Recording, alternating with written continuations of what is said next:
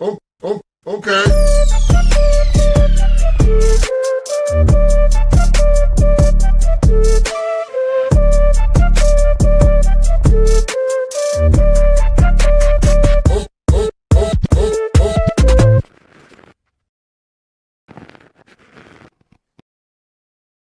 Well, good afternoon, everybody, and welcome to the Daily Herold here on Badlands Media. I'm your host, Jon Herold.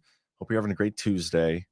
Last night after Basis Conspiracy, I was so tired, right? And Mondays are usually, especially on weeks when I've had my kids, and that's like the day I drop them off. It's been like a week long of getting up early, plus working when I can. It's just Mondays are rough. But so after the show last night, go upstairs. And we put on a movie to try to fall asleep. Couldn't fall asleep. But then I noticed that the baseball game was still going on. The Dodgers and Toronto game. And it was like the 13th inning at this point. I was like, well, I'll just put this on to fall asleep to it. I grew up playing baseball, loved watching baseball, even though I don't get to do it as much as I can. And especially love the strategy behind the pitching duels and stuff, and like what the pitchers are trying to do to certain hitters, and like there's so much more strategy involved in what you're doing when you're facing a hitter. And that was like one of my favorite parts of the game was besides like the hitting and stuff. When I was pitcher or catcher, it is trying to like play the mind games with the batter, right? The game went like 18 innings, and I somehow wound up like by the time it was over, I was like, holy shit, it's like 2 a.m. now. What the hell was I doing? But anyway, yeah. I don't know why I told that story, other than to say that I did not get to necessarily catch up on my sleep last night like I should have. But it was a fun game to watch. I hate the Dodgers. I don't like the baseball salary cap situation where teams can basically just spend whatever money they want. I know the Dodgers didn't spend the most this year. The Mets did, but whatever. You get my point. Anyway, plenty of news stories to talk about today. I mean, there's not really exciting stuff happening. Might be 2 or 3 stories that I would say are like, oh, well, this is notable, interesting, or at least a continuation of some notable and interesting things you've been keying in on. But otherwise, it's another day of the shutdown, another vote they had on the shutdown that didn't go through. Big kerfuffle about the SNAP benefit situation. So we'll get to it. But before we do, let's get a quick word from our sponsors. And first up, we got Unicity.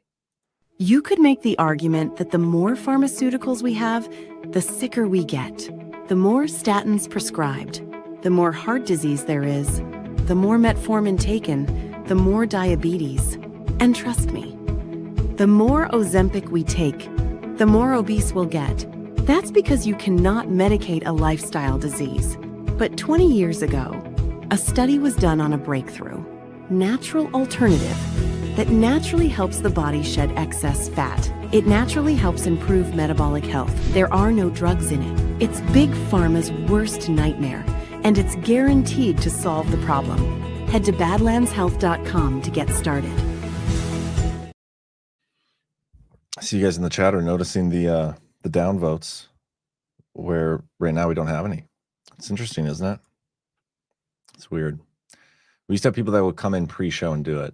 The later shows, you'll see that happens all the time. But anyway, yeah, Unicity. I love the yerba mate tea. I am now out of it, unfortunately. But I do know, guys, I mean, I'm not going to beat around the bush here. I'm pretty sure there is some MLM stuff going on there. So I personally won't be subscribing, but I will definitely get the product again. Love the yerba mate tea packet. We also got Tamarack. Tamarack Garden is amazing, guys. Love the people, love the products. Are you looking for a better alternative to the over-the-counter drugstore medications? Tamarack Garden began from a parent's desperate need for safe and effective options for their kids, tired of toxic chemicals. Taking matters into their own hands, they began crafting medicine from weeds, wildflowers, and herbs, the original time-tested healers that modern medicine can't match. Packed with antiviral herbs to boost immunity and fight illness, Tamarack Garden has, for a limited time, their elderberry and rose hips syrup kit available. Not only is it delicious, no more battles with kids, it is easy to make, and it will keep you and your family healthy all fall and winter. Introducing Tamarack Garden's new baby line Clean, non-toxic, and gentle for newborns and moms, relieving cradle cap, diaper rash, stretch marks, and postpartum pain. Visit tamaracgarden.com today. Use promo code Badlands for $10 off your order. Remember to eat your weeds. tamaracgarden.com, promo code Badlands. You guys are great. Bravest, who are those retards doing it? We do know. But that's kind of part of some of the stuff that's been going on. So can't really discuss it in depth. Last thing I'm going to talk about real quick before we get into the rest of the stuff is our upcoming conference. Go to badlandsmedia.tv, click on events, or just go to badlandsmedia.tv/events, and you will see all the upcoming conferences and the one that's coming up next week, November 6th through the 9th. If you're in Florida or would like to come hang out with us in Florida, you can still get a ticket. Tickets are available, a few of them, single-day tickets, a few of them. So make sure you guys check that out. And if you can't be there in person, join us virtually. badlandsmedia.tv/events for those tickets as well. And we're doing another exclusive live stream this Thursday, I believe at the same time as the last one, which would have been, I think, 2:30 Eastern. Yeah, 2:30 Eastern. So make sure you guys join us and get those tickets. But all right, let's start plugging away. There's no update on the Doge website, no update on the presidential executive action site. There is an update on the shutdown clock. It keeps going up. 27 and a half days, almost to a full month of shutdown shenanigans. It's pretty remarkable. And this was the vote they did today. Live updates. Senate fails to reopen the government for 13th time. Vance at the Capitol for GOP talks. Watch him do it 17 times and 17 be the 17th time be the charm. The Senate failed on Tuesday to reopen the federal government for the 13th time. Did I say 13th? As the shutdown hit the 4-week mark, it failed in a 54-45 vote. Supplemental Nutrition Assistance Program benefits are days away from running out, and the largest federal worker union has called for a deal. Meanwhile, one GOP senator is floating a plan to pay furloughed and essential workers. I mean, I understand paying essential workers who have been working, but I mean, if people aren't working, why are we going to pay them? That's quite the government thing to do. Vice President Vance will huddle with Senate Republicans at their weekly lunch shortly. So Vance is stepping in to solve the problem, guys. We're going to be saved. In Asia, President Trump met with Japan's new prime minister just days after Sanne Tamagachi, as I like to call her, took office. Lavishing praise, he told her, anything I can do to help Japan, we will be there. We are an ally at the strongest level. And I believe they ended up signing a critical minerals deal, an energy investment agreement.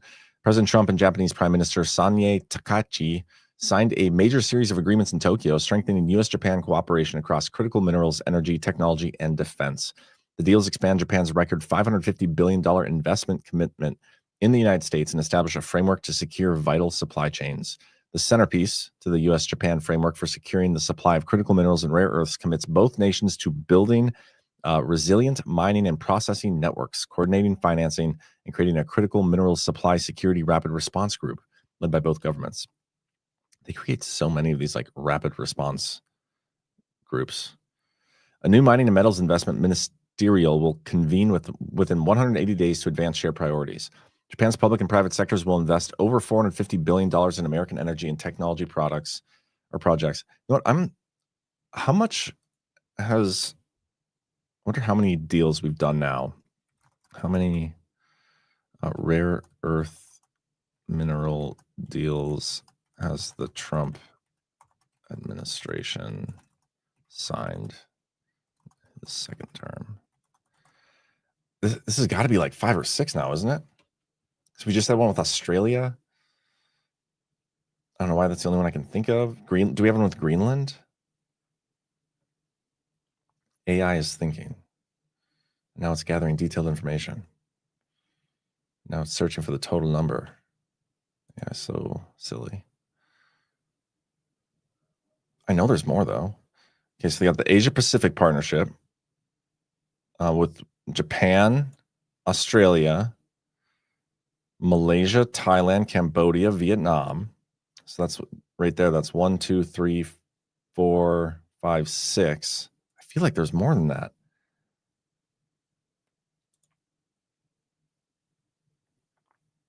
Japan, Australia, Malaysia, Thailand, Cambodia, and Vietnam. Huh. I thought there was some Middle East stuff, but maybe I'm wrong. Well, obviously, I'm wrong. There's no way that AI would be wrong or not telling me the truth. Ramon222, they create rapid response rapidly. Yes, they do. X full of threats regarding stealing food if SNAP benefits cut off. Yeah, those are such lovely people, right? Cut them off of their free government money, which how many of those people receiving SNAP benefits actually even use them for the intended purpose?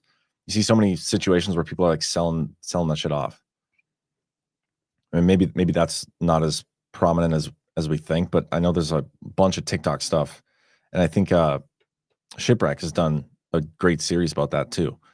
So I don't know. I don't like it in anyway. Need to end it.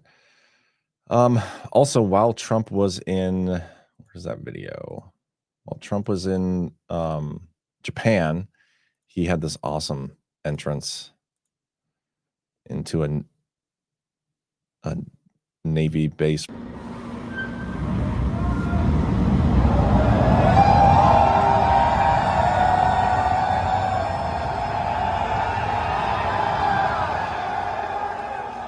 Ladies and gentlemen, the President of the United States, Donald J. Trump.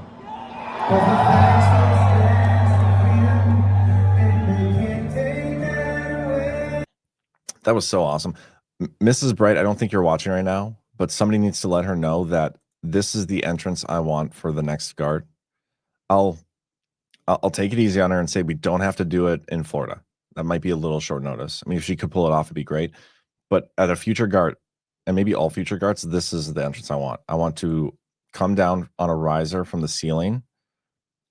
I want there to be 2 fighter jets behind me.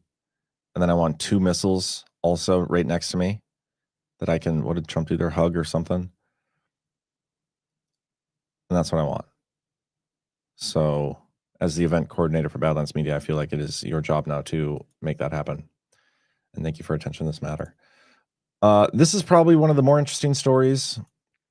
Nothing new. Again, it's a rerun, but the Oversight Committee has been doing an investigation into the Autopen situation. And they've come out with a report now. Now, I haven't read the whole report yet. I've skimmed through it. There's testimony and whatnot, but I'll read the story. There is a couple interesting phrases in here that I think are notable. I hope they take this all the way. We'll discuss in a second. The House Oversight Committee on Tuesday declared Joe Biden's executive actions null and void, alleging aides and his physician concealed his decline, misused the Autopen, and exercised presidential authority without direct authorization. The committee called on the DOJ to review all executive actions and scrutinize key aides who invoked the Fifth Amendment, while urging the D.C. Board of Medicine to examine Dr. Kevin O'Connor's conduct. Now, the key here is this: to review all executive actions. That's the part that interests me. And I'll show you that directly from the report as well. According to the Oversight Committee report, senior Biden aides exercised presidential authority without authorization and frequently facilitated executive actions through the Autopen. The committee found serious deficiencies in documentation and custody of the president's decision binder, with multiple instances where executive actions, including pardons and commutations, some involving Biden family members, were executed without verified approval. Again, all stuff we've already known. Aides in the White House physician coordinated to conceal Biden's condition. Already knew that. Media helped him. Controlling his schedule, media access, and public appearances, while political advisors blocked cognitive testing to protect re-election prospects. The Oversight Project, in a separate report, reviewed roughly 1,597 enrolled copies of documents bearing Biden's signature, including executive orders, pardons, commutations, proclamations, and bills. It found that 88.3% of non-public law documents were Autopen signed, with 82.2% of those executed while Biden was physically in D.C. The Autopen was first used on day 5 of his presidency. Nuts. And its use increased as his mental and physical acuity declined. Investigators identified 4 distinct Autopen signatures labeled A through D, used throughout his term. Hand-signed bills displayed varying signatures that deteriorated over time. Chairman Comer called the Autopen misuse and staff-led executive actions one of the biggest political scandals in U.S. history, asserting that the public was deliberately misled about Biden's capacity to govern. The report calls for a full DOJ review of all executive actions, scrutiny of aides who refused to answer questions, and an investigation into Dr. Connor's medical oversight. Now, something that just struck me right now is that they're saying the Autopen was first used on day 5 of his presidency, okay? I'm going to go out to the Federal Register real quick, and this is kind of going to be a live dig. Go to advanced document search, presidential document, do Joseph Biden. Yeah, we'll keep all those there. And let's go, we'll search, we'll go to the oldest. Now, day 5 would have been, I know it says 25th, but that's the day it hit the Federal Register. These are all day 1 stuff. So it would have been about the 30th, maybe these ones. Yeah, so that's January 27th. We can go back a little bit more. Okay, so it was about this time frame. What I'm curious about, yeah, this is interesting. So many of these first initial executive orders by Biden have been already revoked by Trump. This was revoked. Remember this executive order? Revoked 100 of them or something. Initial rescissions of harmful executive orders and actions. And he goes through January 20th, January 20th, 21st, 21st, 22nd. He goes through, and especially the first couple days. So the first 5 days, Biden did what? I think it was 16 or 17 executive orders. I'm pretty sure most of them have been revoked now. So Trump removed all of the actually signed by Biden executive orders by revoking them. And then if you go back to day 5 was when they started using Autopen, and everything there forward is null and void regardless. I mean, that's where this should go. It should be null and void because he didn't win the freaking election. So let's start with, that's the caveat here. Joe Biden was illegitimate, not because he used an Autopen. His actions were illegitimate, not because he used an Autopen. He was illegitimate, and his actions were illegitimate because he did not win that election. Don't forget it. But if we're just going to play along with this story and this narrative, it is interesting that he started using the Autopen on day 5. Trump basically revoked, and this might not be totally accurate. I haven't done a review of every single one, but I know Trump revoked almost all, if not all, of his first 5 days of executive orders anyway. And then the rest are going to be made invalid by this investigation. Interesting prospects. Yeah, 5 days into the fake Biden presidency, they used the Autopen. That's nuts. Totally nuts. You can't trust any of it. And again, did win the election. So I did dig into the report. It's out there. You guys can all find it. I'll even post it in the chat here. And again, the part that stuck out to me was this right here. The committee recommends the Department of Justice investigate all of former President Biden's executive actions. And they go on to say, particularly the clemency ones. But it just should be reviewed. Every single one of them.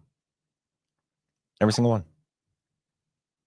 And if we're going to do it, let's go and see how many things he actually signed. Let's tell the story that, yeah, Biden wasn't actually running the country. His aides were, or whoever was controlling him.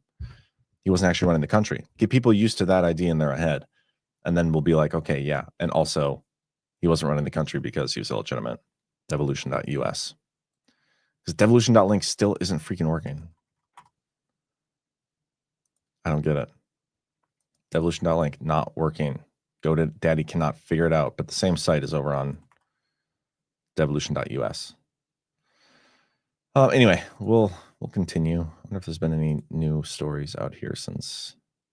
Well, there is 2 more stories. Let's check these out. Netanyahu, and this is my first time seeing it, so this can be my authentic reaction.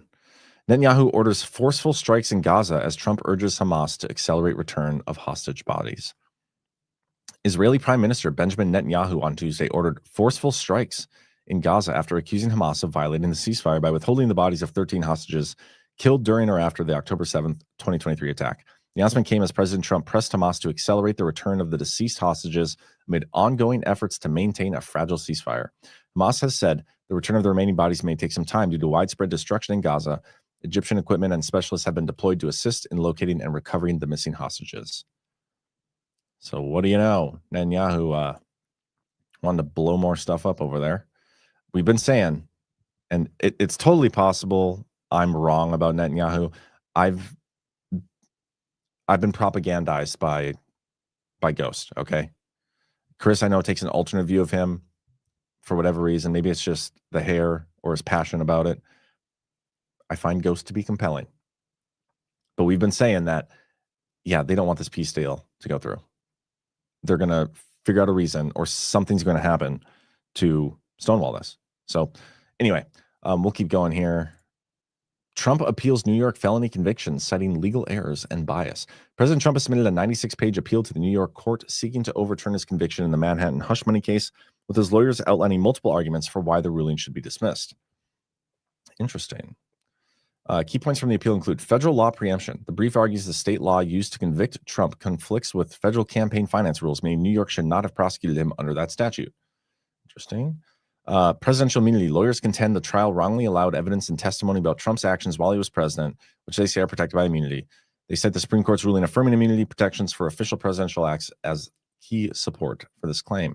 Jury instruction issues. The appeal claims the jury was not properly instructed to unanimously agree on which unlawful acts Trump allegedly committed, potential violation of New York law.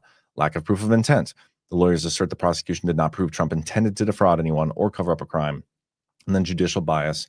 Trump's team argues the trial judge, Justice Juan Merchan, should have recused himself due to perceived partiality, citing his political contributions and statements. So great stuff. See what happens. All right. I think that's all the stories there. I already covered the deal between Japan. Here's an interesting one. Putin signs law cementing strategic partnership with Venezuela. There's been a lot of riffraff between the United States and Venezuela, especially Maduro. A lot of harsh talk. Chris is convinced that, Maduro, and I don't want to paraphrase incorrectly here, but he sees him as like an anti-deep state, anti-globalist kind of guy. They tried to do the regime change thing there multiple times, didn't work, and he's still there. And maybe there's some kayfabe going on between the United States and Venezuela, Maduro. But now Putin steps in, and we knew they were already allies. I mean, it's not a surprise, but he steps in and now is signing strategic partnership with them. Face value, normie face value. This is like, okay, Putin's clearly, taking another step against Trump, against the United States. But if you think sovereign alliance bros, I don't know. It's compelling stuff here. Very compelling stuff. Let's see what else I got. Ron Johnson said he has offered Senate Democrats a proposal to pay federal employees amid the shutdown. I think I talked about this earlier. They wanted to pay the furloughed employees too. Wisconsin Republican Senator Ron Johnson on Monday said that he has offered Senate Democrats a proposal that would keep federal workers, including furloughed employees, paid through the government shutdown. I think that is stupid. Yeah, mom of two says Netanyahu orders Israeli military to immediately strike Gaza. Let's see what happens. Not all Russia's Putin, says Bravest. Yep. So who was Gallardo? Name sounds familiar, but I don't know. The Maduro was a replacement for paper that was printed but had no value. How about no on paying federal employees? These are the people we want gone. Yep. There may be another inception layer to some of these guys like Maduro and Netanyahu, but who knows? Yeah, that's the stuff. It's hard to figure out. And that's what's so difficult at the info war, right? Like you try to not be told the things or not believe the things you're being told at face value. And we do a pretty good job of that, I think. But just because you're not being told the full situation of something at face value, just because you know that you're being lied to in some degree, doesn't mean that there aren't elements of what's actually going on or elements of truth behind some of the things they're saying. So I don't know. I've tried to not like commit to one thing or the other. You know what I mean? Like just because I know I'm being lied to here doesn't mean I have to like go the exact opposite and believe the other thing. And this is what Chris Paul on one of the Power Hours recently, he came up with that that like chart, the graph. What's it called? Decision tree. That's what it is. And he's like, okay, here's the regime approved narrative, like the official narrative. And then the other narrative is the regime approved like anti-narrative. Neither of them are true, but it's all within the controlled opposition dynamic. And it's usually something like right on the outside of that. That's usually the truth. And if you just like search for that or try to go with that, you'll typically end up over the target of what's going on. And, I think a lot of the stuff that we've talked about, a lot of the stuff we've talked about is mapped onto that approach over the years. Clutchworks, bro, how do we go from trashing Bibi and Maduro for 6 years to all of a sudden they're good guys? I don't know. We have 2 DOJ Maduro indictments on record. Yeah, but just because the DOJ indicted somebody doesn't necessarily mean they're bad. John planning pen stance. Bro, how do we go from trashing Bibi and Maduro for 6 years? I'm still trying to like think about that because not everybody trashes them. I just think we don't know what's going on. It's a story. Yep. Bravest, it's a story. It's an info war. So like everything at all times is trying to get you to believe one thing or another. Always. And the only way to like win in an info war is to figure out a way to shield yourself and not participate. Miss Watley, like how they won't let us put off road diesel in my husband's truck, but he still goes inside and asks if they will sell him some. They look behind him to see what he's driving and say no every time. That's weird. Buck Wayne, Pence and his pet shit fly have credibility issues. Yeah. People keep saying that. Still yet to see like definitive proof of it though. But we don't need to talk Pence again. Don't get hoodwinked. Fix bayonet. That is it. As Chris Paul says, the goal is to not be hoodwinked at all. Misbehaving Irishman, I'm getting the feeling the biggest stick in the spokes of Trump admin is Marco Rubio.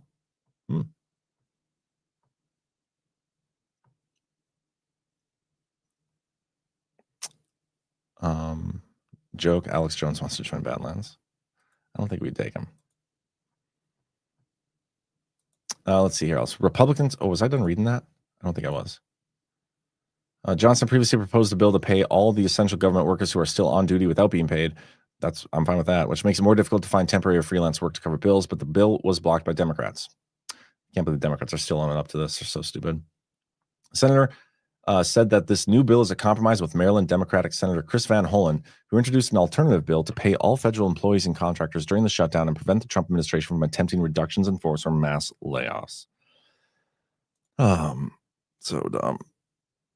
Republicans flocked to Hawley's SNAP bill amid shutdown. The shutdown is nearing the longest on record as Democrats demand the reversal of healthcare cuts made in the One Big Beautiful Bill. Senator Josh Hawley's bill to fund supplemental nutrition assistance program benefits amid the ongoing government shutdown has attracted support from 10 Republican senators and at least one lawmaker on the other side of the aisle. There's no reason any of these residents of my state or any other American who qualifies for food assistance should go hungry. We can afford to provide help, but can we though? Can we really?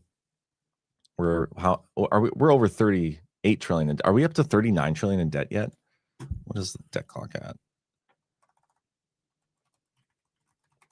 Let's see. US debt clock. And I know this is, we're over 38 trillion, which is great. Oh yeah, they have a secret window. I wonder if Devolution's in here. Still, they have like that that PDF. I think it's in this thing. Yeah, let's see. I think there's something where G Money or something was right next to me in here. Yeah, G Money, 35. We showed you guys this, didn't we?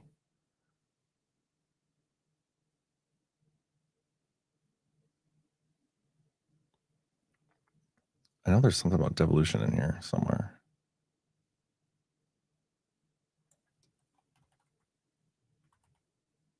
Oh, well, can't find it right now.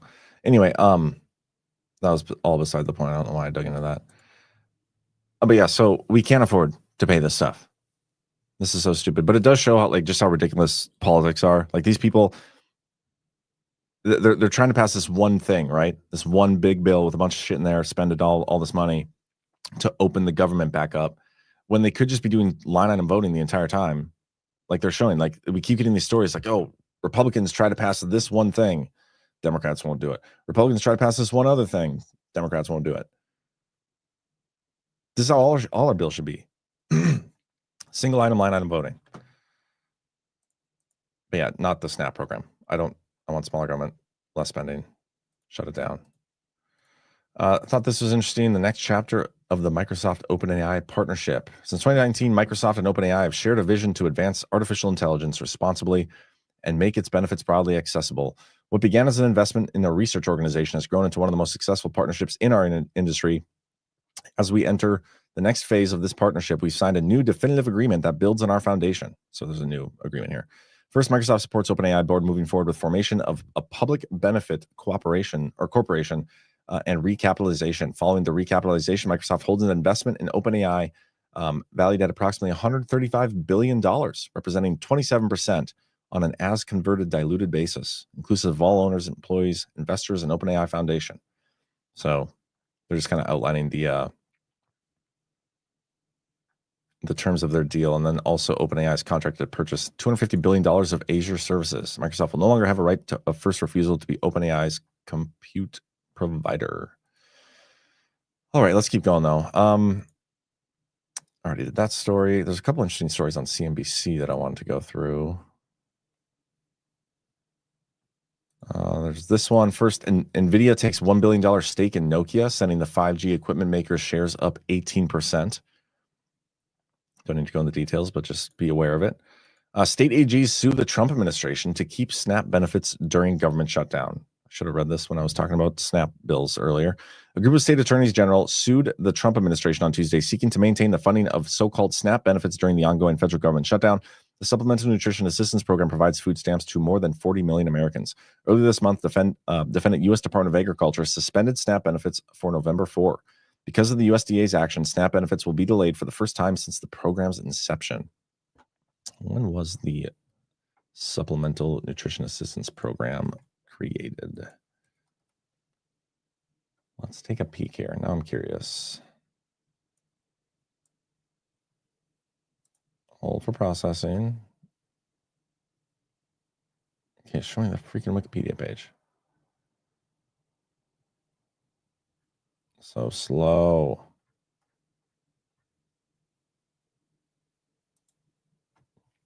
Okay, who stamps? History. The federal government's ability to alleviate hunger through the means of food stamps was first introduced in the passing of the income tax law.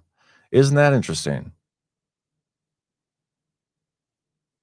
After the federal government had funding to create a social safety net, its involvement in food assistance was introduced in the 1930s, when the Great Depression caused unemployment, homelessness, and starvation to become a national issue that permeated such a high percentage of the population. So as soon as they start taxing the shit out of us, that's when they start basically creating a socialist society dependent on its government.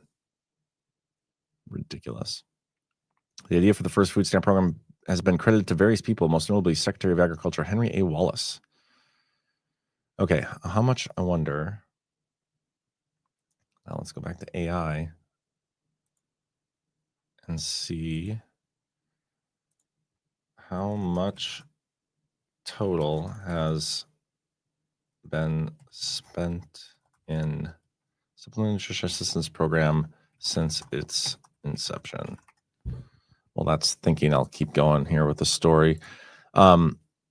Suspending SNAP benefits in these circumstances is both, or actually, let me read this part here. Because of USDA's action, SNAP benefits will be delayed for the first time since the program's inception. Suspending SNAP benefits in these circumstances is both contrary to law and arbitrary and capricious under the Administrative Procedure Act, the state said in the complaint filed in the U.S. District Court of Massachusetts.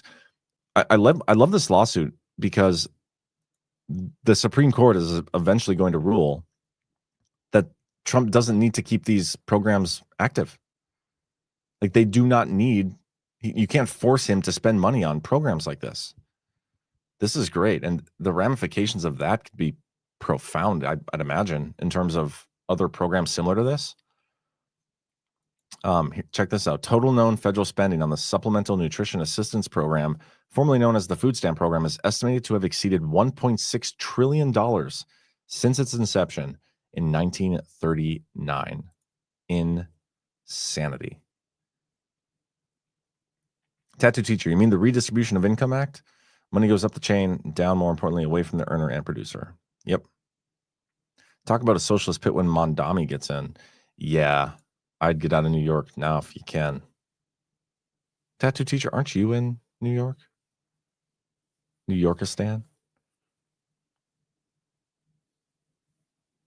Not that girl. Seen a lot of action today at my November 4th polling location. No early voting here. Sheriff's vehicles and a few blacked out SUVs. Red County. Let's hope and pray the state goes red. What state are you from? Not that girl. Does it shock you guys how many people are on the SNAP program? Like 40 million people on assistance. Like, don't you think there's got to be some other underlying issue in your country when you have that many people needing food assistance? Yet we focus on the foreign wars and Ukraine and giving money to all these other foreign countries and doing research on gay frogs and all these other things, trans people in Africa. And maybe some of that money could have been used here to, you know, invest in some infrastructure and figure out a way to get these people off of assistance programs. Shouldn't that be the goal of your government, is to get them off assistance programs? Like, if we're going to operate within this government, we're not going to totally wipe it clean and go back to the actual constitutional form of government, which maybe we are, maybe we're not. I don't know. If we are, we're on a very slow pace to do so. So thank goodness Trump is going to run again in 2028 and 2032 and 2036 and 2040, and just, he's never going to stop running. But regardless, like, we need to rescind so many things. But if we're going to operate with the government we have here, shouldn't the goal of that government to get people less dependent on the government? You'd think so. But when we don't have free and fair elections, the people in government want to keep us reliant on them. Ridiculous. Sorry for my rant. Gives us all know the goal is to destroy our country. Yes, of course. I'm just being facetious. Amazon is laying off about another 14,000 corporate workers as it invests more in AI. I think there was a story just the other week, 2 weeks ago or something like that, where they laid off 600,000 people, replacing them with AI. Meta laid off. I mean, a lot of people are getting laid off in some of these tech jobs. United States Postal Service deepens job cutting amid turnaround, says 48,000 roles have been eliminated this year. That's kind of nuts as well. On Tuesday, UPS reported earnings that topped Wall Street's estimates ahead of its busy holiday season, revealed deeper job cuts as part of its sweeping turnaround plan. The company said Tuesday it's reduced its operational workforce by 34,000 jobs this year, greater than its previous estimate of 20,000 reductions. A lot of reductions. The Fed meets tomorrow, I believe. When is it? I think the meeting is tomorrow. No, I have to double check. When is Fed meeting next? I want to say it's the 29th. Oh, the meeting starts today. And then tomorrow we'll get the interest rate announcement. So yeah, likely going to cut the rates. Not really surprised there. We've been saying that's going to happen. What else do I got? There might not be much. Let me go through. Oh, here's the signing, the actual video of Trump and Tamagotchi signing that.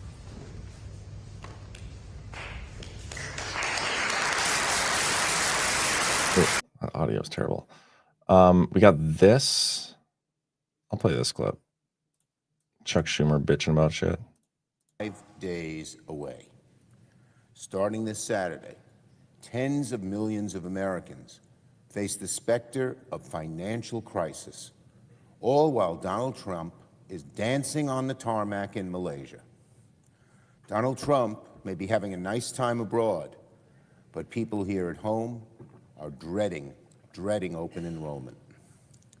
Insurance plans that cost $300 or $400 a month will suddenly cost $2,000 a month or more, because Republicans prefer to shut the government down over working with Democrats to extend the ACA tax credits.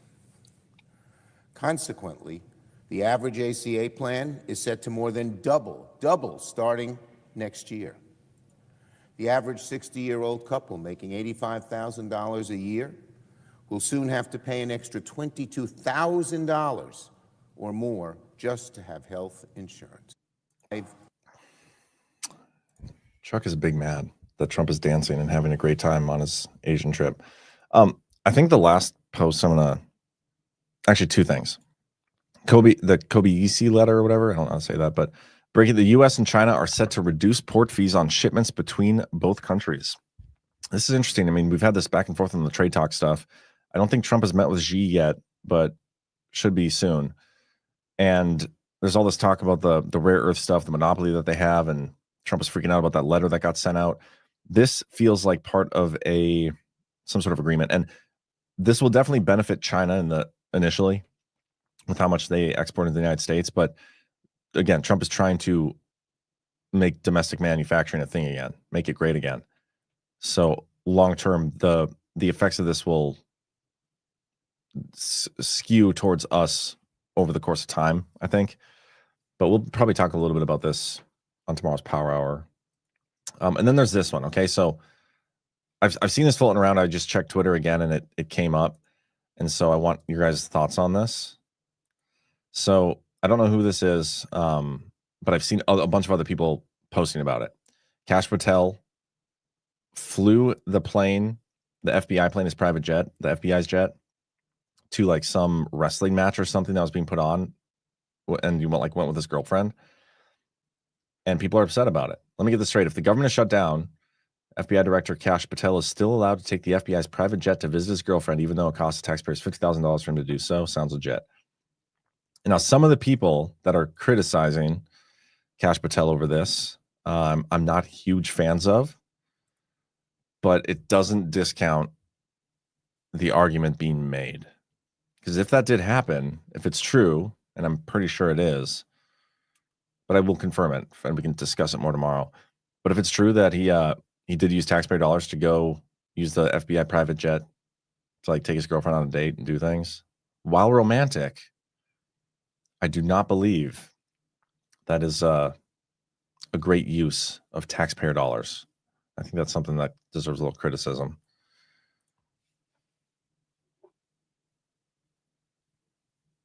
Not great optics. That's correct. Girlfriend is a honeypot. I don't trust her. That was Gizmo's mom in the chat. The bunny. I think he's required to take that plane and has to reimburse for the cost. Is that true? Is the FBI director required to use a private jet? Let's talk to AI about this.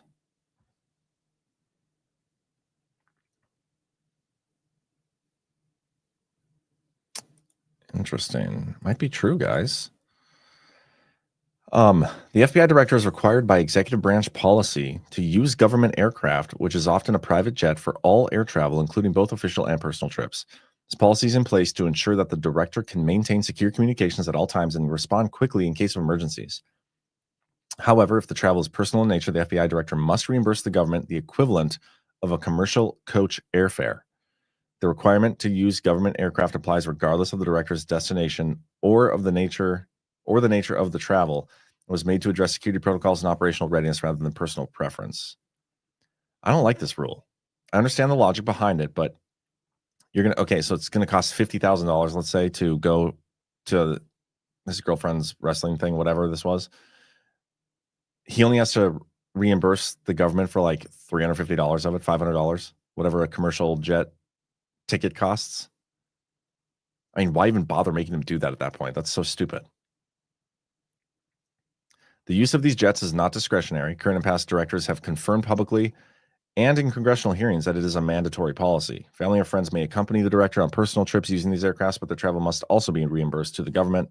Government oversight agencies and Congress have periodically reviewed the extent and nature of directors' use of government aircraft, especially for non-official and personal trips, to ensure ethical stewardship of taxpayer dollars. I mean, if you want ethical stewardship, this whole thing is not ethical. It's ridiculous. Like, that's not good stewardship of taxpayer dollars. There's got to be a better way. But whatever. So I think both sides are right here. It is a requirement. He does have to pay it back, but he's not paying back the full $50,000. He's paying whatever a commercial ticket costs. And it's definitely not great optics. I think there's a better way. I don't know what that is. Even if he's required to do it, he should be allowed to have a social life, right? He should be allowed to do personal things. It's just kind of stupid for us, the taxpayer, that we are footing the $50,000 bill every time he wants to have a social life. So, I don't know. But yeah, this dick. So, John, you would prohibit Kash from any non-official trips, period? No, I would not. I did not say that. I did not say that. And I understand that national security requires it. I get the arguments being made from them forcing him to do it. I just think there's got to be a better way here. Don't know what it is. Please repeat. It's the old Patel plot to highlight Dem jet use. He would need security. I'm not saying I have the answer here either. I don't know if he should be using commercial. Like, could you imagine something crazy goes down when he's on a layover in Denver and can't get, his plane gets canceled or whatever, and he has to wait over. Like, yeah, I get the argument of needing him to have his own private jet. The optics and everything around him, I don't know. There's got to be a better way. Bay 30 Dave, John can only use the Badlands jet for business issues. I wish. Yeah, I wonder if I can get away using his jet as a fellow Patel. And I also think 12 Indie Boy makes a great point here. Ty, good to see you, man. Looking forward to seeing you next week, by the way, you and JC. No vacay while shut down. That's probably the worst part about the optics, is like we're in the middle of a shutdown. And I mean, I want the government to shut down forever, right? So that could be a long time. Forever is a long time, I'm told. But you're spending taxpayer dollars. Like, I get the optics of it, and I get why the Kash haters are like out in force going after him. It makes more sense now. John probably has 10 jets. Well, yeah, if you haven't heard, I make $500,000 a minute. I don't share it with anybody, but I'm making so much money. And so, of course, I have multiple jets. I'm actually streaming from one of my jets right now. It's a house jet. I'm in the air as we speak. Red Eye Jedi 33. If he was serious about saving the country, he wouldn't have time for a personal life. Come on. That's a little ridiculous.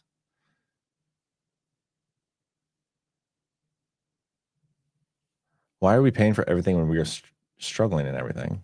It's a great question. John's submarine is cool. I do also have a submarine. Yep. I'm actually streaming from my submarine right now. I'm in the middle of the Atlantic.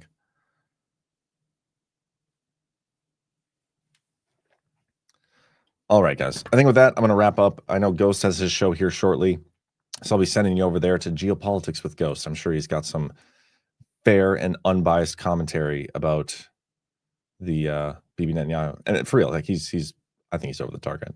But it's going to be spicy, I bet, with what's going on over there in Israel. With that, I'll be back in tomorrow, 1 p.m. Eastern, right here on the Daily Herold.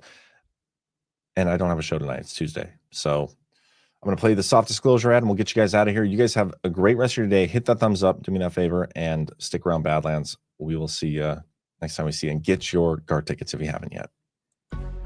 Before skincare went synthetic, people used something simple, something real: tallow. Grass-fed and finished beef tallow is packed with vitamins A, D, E, and K. Nutrients your skin actually knows what to do with. It locks in moisture, restores elasticity, and defends against winter dryness. No water, no preservatives, and no BS. Unlike plant oils or chemical creams, tallow mimics your skin's own structure. Elbows, hands, knees, post-shave, anywhere your skin's crying for real moisture. Perfect for gifting or keeping your own skin soft when the cold hits. Visit softdisclosure.com and use promo code Badlands for 15% off. Ancient Care, modern truth. Self-disclosure. Extra, extra, read all about it. 2, 3. Let's get started.